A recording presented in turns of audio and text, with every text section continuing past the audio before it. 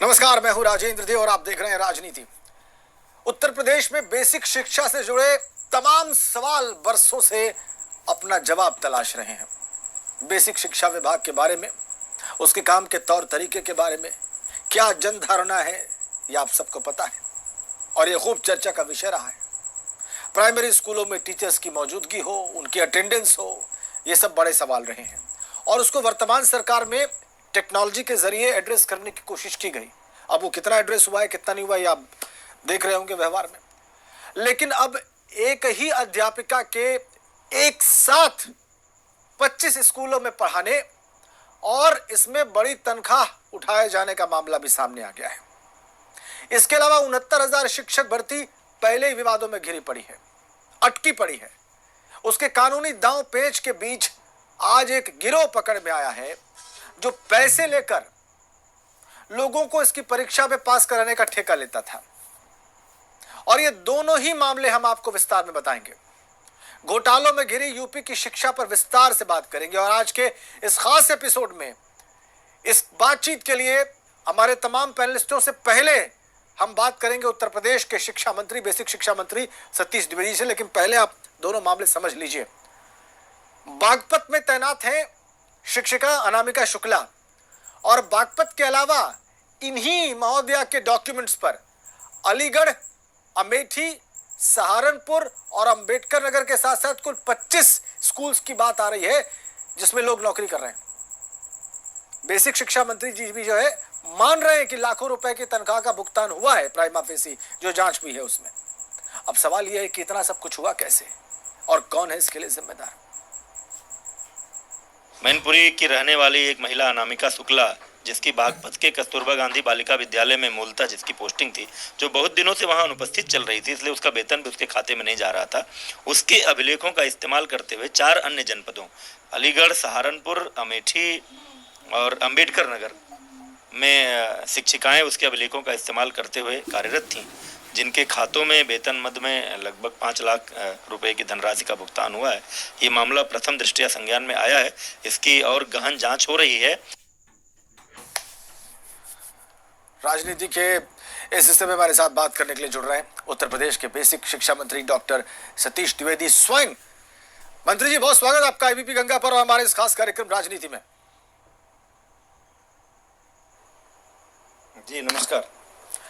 नमस्कार सर। हमारे दर्शक का जानना चाह रहे हैं, चूंकि आज एक के बाद एक 2 मामले सामने आ गए। वैसे भी कुछ दिनों से बेसिक शिक्षा विभाग वो चर्चाओं में बना हुआ है 69,000 शिक्षा भर्ती को लेके, लेकिन आज एक के बाद एक 2 ऐसी बातें आ गई जिस पर आपके उत्तर हमारे तमाम दर्शकों के लिए बहुत मायने रखते हैं।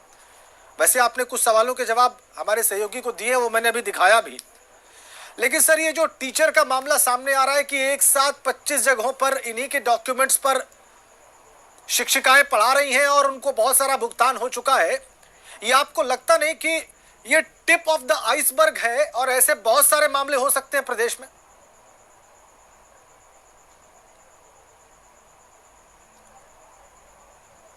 देखिए, कस्तूरबा गांधी बालिका विद्यालयों में जो नियुक्ति होती है शिक्षिकाओं की, फुल टाइम टीचर और पार्ट टाइम टीचर की, ये जिला स्तरीय विज्ञापन होता है। जिला स्तरीय जो चयन समिति होती है वो नियुक्ति करती है और ये नियुक्ति संविदा के आधार पर होती है। इसमें कोई भी स्थायी नहीं होता है।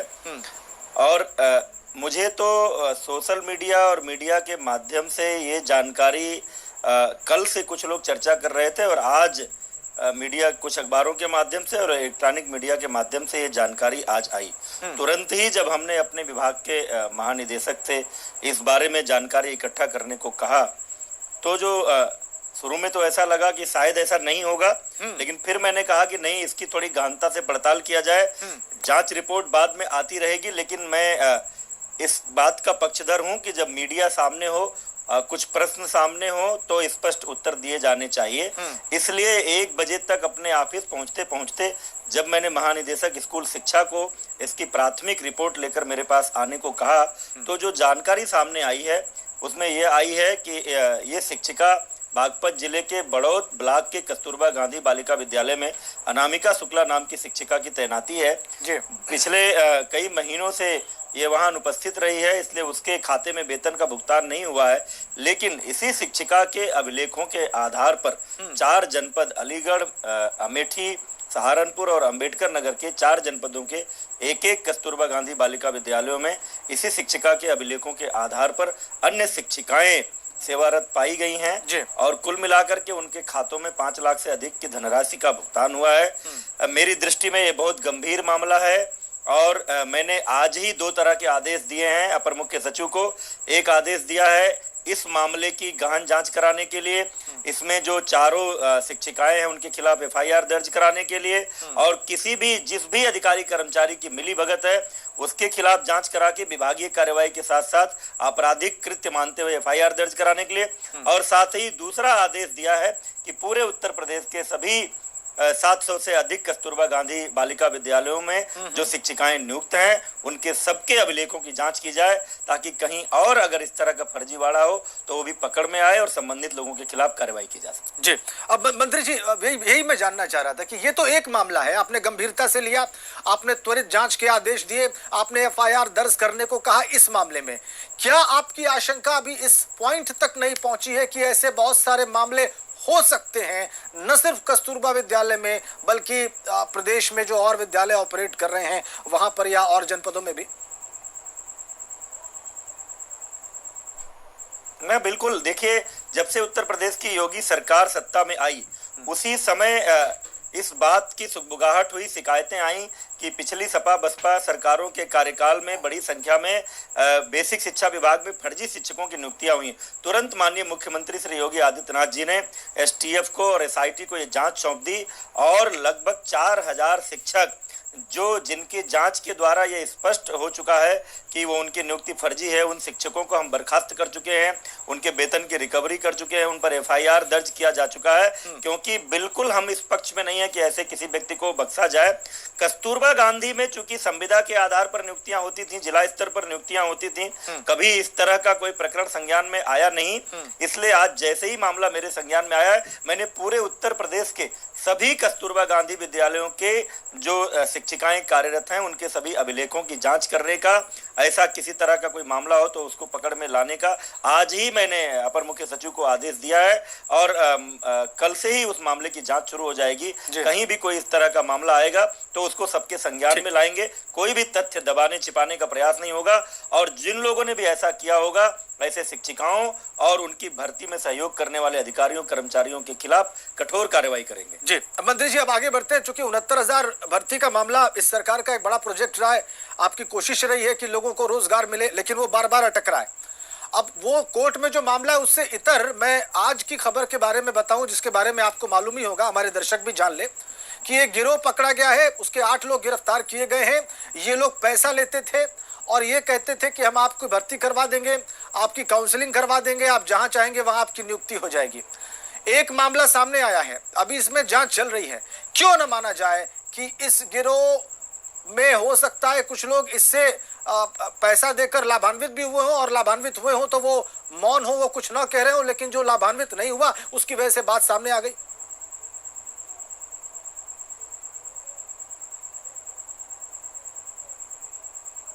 मीडिया रिपोर्टों के माध्यम से ये बात जानकारी में आई है। कई बार ऐसा होता है कि कुछ लोग इस तरह का दावा करते हैं लेकिन वास्तव में उसके कारण से कोई प्रभाव नहीं पड़ा होता है परीक्षा पर। देखिए, मैं आपको बता दूं, इस बेसिक शिक्षा विभाग की भर्ती परीक्षा के बारे में पूरी तरह से सचिव परीक्षा नियामक प्राधिकारी इस परीक्षा को कराते हैं। ये पूर्णतया गोपनीय होता है कि कौन सी एजेंसी परीक्षा करा रही है, कौन लोग विशेषज्ञ समिति में है, कौन प्रश्न बना रहा है। मंत्री तक को भी इस बात की जानकारी नहीं होती है, पूर्णतया गोपनीय होता है। लेकिन हमेशा से विभाग का और मैं जब से आया हूं कोशिश यही होती है, हमारी सरकार की कोशिश ये होती है कि परीक्षा की पवित्रता बनी रहे, गोपनीयता बनी रहे। अगर कहीं से पुख्ता सबूत इस बात के आएंगे कि परीक्षा में इस तरह की कोई धांधली हुई है या गलत तरीके से कुछ लोगों को किसी रैकेट ने किसी तरह का कोई लाभ पहुंचाया है, तो निश्चित रूप से इस मामले में भी जांच कराएंगे और जो भी दोषी लोग होंगे उनके खिलाफ कड़ी कार्रवाई करेंगे। सर, लेकिन आपको नहीं लगता कि विश्वसनीयता का संकट खड़ा हो जाता है जब इस तरह की बात सामने आती है? तो नहीं, बिल्कुल किसी भी परीक्षा के बारे में इस तरह की बातें सामने नहीं आनी चाहिए। परीक्षा की गोपनीयता परीक्षा की विश्वसनीयता, ये सबसे महत्वपूर्ण होता है। कई बार क्या होता है कि कई ऐसे रैकेट गिरोह पकड़ में आते हैं जो इस तरह की कोशिशें करने की प्रयास करते हैं, लेकिन अपने प्रयास में सफल नहीं हो पाते हैं। लेकिन कहीं भी अगर इस तरह का प्रमाण मिलेगा कि ऐसा कोई गिरोह अपने प्रयास में किसी तरह से सफल हुआ है, गिरोह के माध्यम से किसी की भर्ती हुई है, तो निश्चित रूप से उन मामलों की जांच कराएंगे। उन मामलों की जांच होगी या फिर परीक्षा की पूरी प्रक्रिया पर या भर्ती की पूरी प्रक्रिया पर इसका कोई असर पड़ेगा मंत्री जी? अब इस तरह से अगर देखिए, अगर इस तरह से भर्ती होने लगी कि कहीं भी कोई व्यक्ति कोई बयान दिया कि हम इस तरह से करते हैं और बिना इस बात के प्रमाण के कि वो कर पाए, बहुत सारे हर परीक्षा में, हाई स्कूल, इंटर से लेकर तमाम सारी परीक्षाओं में आप देखिए, इसके पहले नकल का उद्योग चलता था उत्तर प्रदेश में हाई स्कूल, इंटर में। हाँ। लेकिन जब से उत्तर प्रदेश की योगी सरकार आई, नकल विहीन परीक्षा हो रही। तो गिरोह बहुत सारे ऐसे हैं जो लोगों को गुमराह करते हैं, लोगों से धन ऐंठने की कोशिश करते हैं। इस आधार लेकिन पर, ऐसे भी बातें सामने आई हैं सर, ऐसी भी बातें सामने आई हैं जब ऐसे गिरोहों की वजह से चीजें प्रभावित हुई। परीक्षा हो पाएगी ना कोई भर्ती हो पाएगी। लेकिन अगर इस बात के पुख्ता प्रमाण मिलेंगे कि किसी गिरोह के, किसी रैकेट के आधार पर अगर कुछ लोगों ने भर्ती पाई है, यह बात संज्ञान में आएगी, तो निश्चित रूप से जांच करेंगे और उसमें जो भी जरूरी होगा आगे कार्रवाई करेंगे। मंत्री जी, एक सवाल और, बार बार जब मैंने बताया लोगों को कि मैं आज आपसे बात करने वाला हूं, तो लोगों ने एक सवाल बार बार पूछा कि मैं आपके सामने रखूं, और मैं आपके सामने रख रहा हूं, अभ्यर्थियों की मांग पर रख रहा हूं, एमआरसी को लागू करने को लेकर और आरक्षित जो वर्ग है 69,000 में, उसके साथ कुछ अन्याय की बात कई लोगों ने लिखी सोशल मीडिया पर कि एमआरसी किस तरह से लागू किया गया, ये आपत्तिजनक है। इस पर आप स्पष्टीकरण दें। इन सब मुद्दों पर देखिए, अभ्यर्थियों के जो सवाल हैं, जो सोशल मीडिया पर तैर रहे हैं, जो आप लोगों के माध्यम से आ रहे हैं, उन सवालों का, वो सवाल इतने तरह के हैं। हर अभ्यर्थी अपने तरीके से भर्ती परीक्षा को संपन्न कराना चाहता है, वो हम नहीं कर सकते। देखिए, जो भी भर्ती हो रही है जिसमें आरक्षण के उन्हीं नियमों का पालन हो रहा है जो भारत के संविधान की व्यवस्था है, जो उत्तर प्रदेश सरकार के जो विधि सम्मत व्यवस्था है, जो कार्मिक विभाग के नियम और निर्देश है, वो व्यवस्था है। बेसिक शिक्षा विभाग अपने स्तर पर इसमें ना किसी तरह का नियम बनाता है, ना कोई मनमानी करता है। अब इन मुद्दों पर अभ्यर्थियों की सुविधा अनुसार ना तो हम भर्ती कर सकते हैं, ना अलग अलग अभ्यर्थी को लाभ पहुंचाने वाले कानून बना सकते हैं। इसलिए ऐसे प्रश्नों का उत्तर मीडिया के माध्यम से मैं नहीं दे सकता। अच्छा मंत्री जी, एक आखिरी सवाल, 69,000 भर्ती प्रक्रिया, आपका क्या आकलन है? क्योंकि बहुत सारी चुनौतियां उसके सामने हैं, वो कब तक पूरी हो जाएगी, इस बारे में कोई बात हमारे दर्शकों के सामने रखें। नहीं, हम तो भर्ती प्रक्रिया को पूरी कर रहे थे। अगर हमारे विभाग की कार्य योजना सफल हो पाई होती तो 6 जून को काउंसलिंग की प्रक्रिया पूरी हो जाती और हम अब तक तो बहुत सारे अभ्यर्थियों को नियुक्ति पत्र दे चुके होते।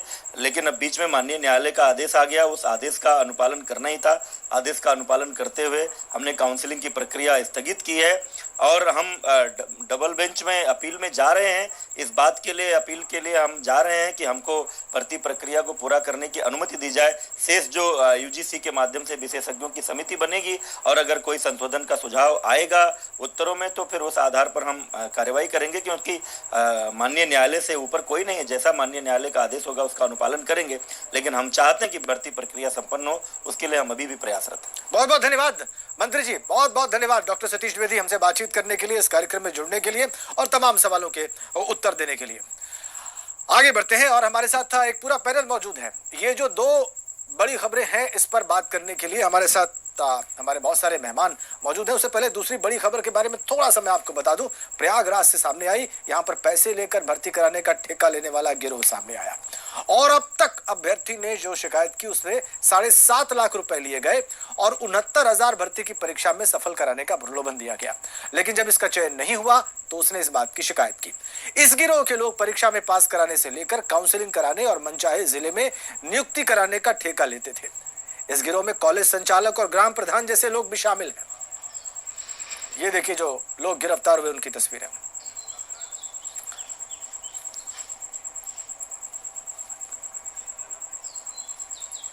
और डिटेल पूछताछ की गई तो ये पता चला कि ये लोग जौनपुर, पूर्वांचल के जिलों के लड़कों से ठगी के नाम पे कि उनको परीक्षा में पास कराएंगे, वो पैसे लेते हैं और उनको जो पेपर आता है उसके प्रश्न उनको कुछ आंसर की देते हैं कि जिससे वो भर दें। तो इस तरह का एक रैकेट चल रहा था। अब वो रैकेट ये ओरिजिनल की देते हैं या कहाँ से ये पता करते हैं, ये पूछताछ की जा रही है। चलिए आगे बढ़ते हैं, इन दोनों ही विषयों पर बात करते हैं। इसके लिए हमारे साथ हैं उत्तर प्रदेश शिक्षक महासंघ के अध्यक्ष डॉक्टर दिनेश चंद्र शर्मा, कांग्रेस के नेता शबाना खंडेलवाल और एलटी ग्रेड भर्ती के 2 अभ्यर्थी विक्की खान और अनिल उपाध्याय। मैं विक्की खान और अनिल उपाध्याय के पास पहले जाऊंगा, उसके बाद शबाना जी से कमेंट लूंगा और डॉक्टर दिनेश चंद्र शर्मा समझेंगे मामला। पहले जो अभ्यर्थीगण हैं उनकी तकलीफ, उनकी पीड़ा सुन लें। विक्की खान, उत्तर प्रदेश में जो ये भर्तियों का संकट चल रहा है, खासकर शिक्षा विभाग में, इस पर आपकी तकलीफ क्या है, बहुत संक्षेप में? जो सबसे बड़ी तकलीफ है सर की जो है, अभी आप 69,000 भर्ती का मामला देख सकते हैं। 6 जनवरी 2018 को इसकी परीक्षा हुई थी और उसके बाद ये 6 जनवरी 2019 को परीक्षा हुई थी और ये जो है 6 जनवरी 2020 बीत चुकी है और अभी तक ये भर्ती फाइनल नहीं हुई।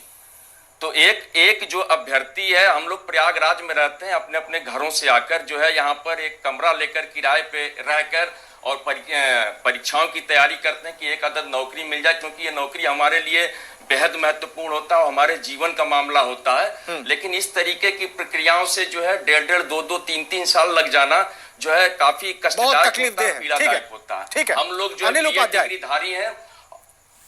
जी हाँ, जी बात पूरी कर लीजिए जल्दी से विक्की। मैं ये चाहता हूं कि जी मंत्री जी अपने सरकार का तो बचाव कर सकते हैं, जिस तरीके से उनको ये ध्यान रखना चाहिए कि जिस तरीके से अपने कार्यकाल और अपने मंत्रालय को लेकर के संवेदनशील होते हैं, वो चाहते हैं कि 5 साल कार्यकाल पूरा हो जाए। हम लोग ये चाहते हैं कि एक कोई भी भर्ती निकालें, वो जल्दी से जल्दी उसको कंप्लीट करें। आपको मैं बता देना चाहता हूँ कि सपा सरकार में 2016 में निकली एलटी ग्रेड की भर्ती में फर्जी एसटीएफ ने फर्जी आरोप लगाया, फर्जी गिरफ्तारी की और आज तक पिछले 2 साल पहले परीक्षा हुई और लोक सेवा आयोग आज तक उसको रिजल्ट को लटकाए हुए। उसके लिए हमने 14 महीने तक 44 बार धरना दिया, लेकिन आज भी चेयरमैन से लोक सेवा आयोग चेयरमैन से लेके मुख्यमंत्री, उप मुख्यमंत्री डॉक्टर दिनेश शर्मा जी किसी के कान पे जू नहीं रेंग रही है। हम लोग निरंतर धरना किए जा रहे हैं, लेकिन फिर भी सरकार नहीं सुन रही है। हम चाहते हैं कि एलटी ग्रेड की भर्ती को लेकर के सरकार संवेदनशील हो और हमारा रिजल्ट जारी। आपकी बात, आप दोनों की बात आ गई, आप दोनों की तकलीफ हमारे दर्शकों ने देख ली। शबाना खंडेलवाल हमारे साथ हैं, कांग्रेस की नेत्री हैं, इस वक्त चर्चा में है। शबाना जी, उत्तर प्रदेश में ये जो शिक्षा विभाग की जो भर्तियों का सारा कांड हो रहा है, क्या कहेंगी आप, क्या गड़बड़ है? देखिए, ये बहुत शर्मनाक चीज है और इन सब में सबसे ज्यादा तकलीफ दे उन लोगों के लिए है जो सही पढ़ाई करके, मेहनत करके और वहां तक पहुंचते हैं और उसके बाद चंद लोगों के फर्जी बाड़े से वो वहीं के वहीं जहां से चलते हैं वहां खड़े हो जाते हैं। ये एक विडंबना है जो कई सालों से ये प्रक्रिया हो रही है उनके साथ। ये तकलीफ दे है। जो अच्छे लोग हैं, जो डिजर्व करते हैं, वो सफर कर रहा है।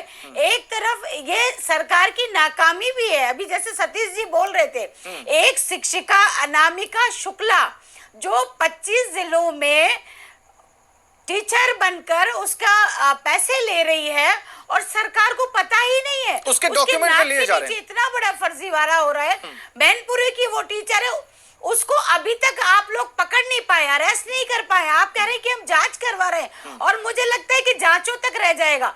किस तरह पॉसिबल है? इन सब चीजों में तकलीफ दे उन अच्छे लोगों के लिए है जो सरकार की नाकामियों की वजह से ये मुश्किलें झेल रहे हैं। तो ये शर्मनाक है और सही इसका कोई अंत दिखता है आपको? चाहिए। शबाना जी, इसका कोई अंत दिखता है? ये वर्षों से हमने यही देखा है। देखिए, अंत देखिए बिल्कुल अंत है, मगर अगर सरकार अपनी सरकार चलाने से जिस तरह से चलाती है उसी तरह से ईमानदारी हर चीज में बरते, इसी तरह से उनकी सजाएं नियुक्त हो। जिन लोगों ने ये फर्जीवाड़ा किया है उन शिक्षकों को इंसाफ मिले। क्यों नहीं पॉसिबल है? आपकी नीयत साफ होनी चाहिए, बिल्कुल न्याय आप दे सकते हैं। जैसे साफ गोई से अभी सतीश जी ने कहा कि हम ये करवाएंगे, हम ऐसी उम्मीद करते हैं सरकार से कि वो करके दिखाएं। हमारे साथ उत्तर प्रदेश शिक्षक महासंघ के अध्यक्ष भी हैं डॉक्टर दिनेश चंद्रा जी। डॉक्टर दिनेश चंद्रा, आपको नहीं लगता कि पूरी छवि खराब हुई पड़ी है उत्तर प्रदेश में, खासकर बेसिक शिक्षा की अगर बात करें तो?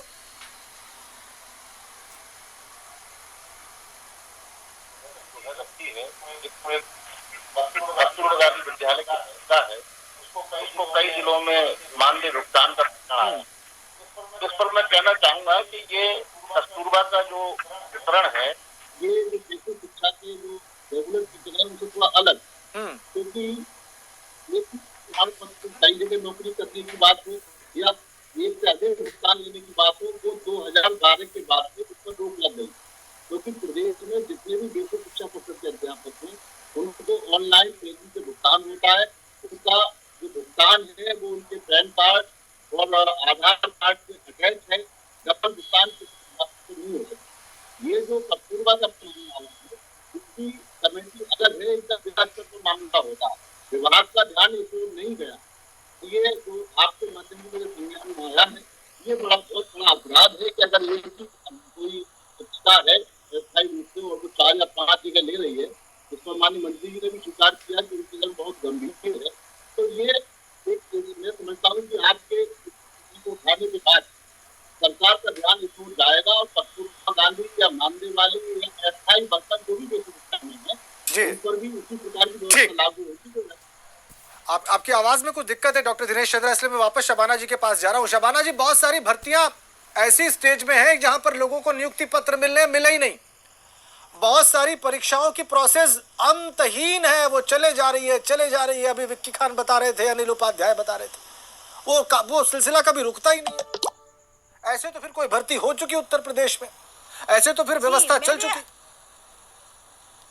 जी, मैं यही विडंबना है हमारे प्रदेश की। हम यही तो बोल रहे हैं कि अच्छे लोग लगातार सफर कर रहे हैं। हमारी जागरूकता, हमारी सरकार की प्राथमिकता ये होनी चाहिए कि जो सही लोग हैं, जो कष्ट में हैं, उनको न्याय मिलना चाहिए। हम बड़ी बड़ी बातें करें कि हम उद्धार कर देंगे प्रदेश का और देश का, ये एक अलग मैटर है, मगर जिन लोगों को ज़रूरत है रोजी रोजगार की, हम बात करते हैं लाखों लोगों को रोजगार देने की। चंद भर्तियां जो सालों से अटकी पड़ी है अलग अलग विभागों में, जो ईमानदार लोग हैं, जो मेहनत करके वहां तक पहुंचे, उनको न्याय मिलना चाहिए। ये सरकार की जिम्मेदारी है, सरकार की प्राथमिकता है कि उनको न्याय मिलना चाहिए। वो किस तरह करेगी ये रणनीति सरकार तय करेगी। सिर्फ हम उस कुर्सी पे बैठे हैं शिक्षा मंत्री की या मुख्यमंत्री की, उतना पर्याप्त नहीं है। उस कुर्सी पर बैठ के हम कितने लोगों के साथ न्याय कर पा रहे हैं, ये बहुत जरूरी है। ठीक, बिल्कुल वो सही बात। सरकार को तय करना पड़ेगा और न्याय भी त्वरित होना चाहिए। Shabana ji, delayed justice is justice denied, देर से मिला न्याय अन्याय होता है। और यहाँ पर न्याय की प्रक्रिया बहुत लंबी खिंचती चली जा रही है और वो अलग अलग स्तर पर उसमें समस्याएं हैं। बहुत धन्यवाद आप सभी का, विक्की खान, अनिल उपाध्याय, शबाना जी और डॉक्टर दिनेश चंद्रा, इस चर्चा का हिस्सा बनने के लिए और कमेंट करने के लिए। समस्या आपके सामने है, समाधान कब होगा मालूम नहीं। राजनीति देखने के लिए आपका